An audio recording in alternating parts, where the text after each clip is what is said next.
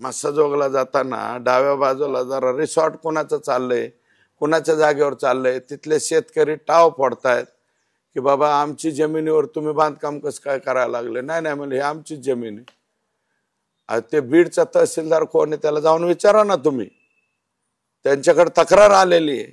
बीडचे तहसीलदार काय झोपा काढतात का महसूलचे? अरे वागणं कुठनं झालंय बाबा, हे काय, याला काही लिमिटेशन आहेत का नाही? 9 तारखेला घटना घडली आणि 8 तारखेला आका तिथं एका ते इंग्लिश दारूचं लायसन भेटलंय मला वाटतं, त्यांनी कुठून तरी विकत आणलंय. 72 का काय बिअर बार आहेत त्या केज मध्ये. त्या सगळ्यांचा खोटा उपटायसाठी त्यांनी ते आणलं, ॲग्रीमेंट केलंय. त्याची प्रत सुद्धा माझ्याकडे आली आकांच्या याची. तिथले व्यापारी गाव सोडून दिलेत. गायछाप तंबाखूची एजन्सी सुद्धा हमारेच पास होना, पेनची एजन्सी, चुन्याची एक मुसलमानाची एजन्सी होती, ती एजन्सी बी ह्यांनीच काढून घेतली. मारवाडी समाजाच्या कोणत्याही माणसाकडे काही एजन्सी राहिलेली नाही आता परळी तालुक्यामध्ये.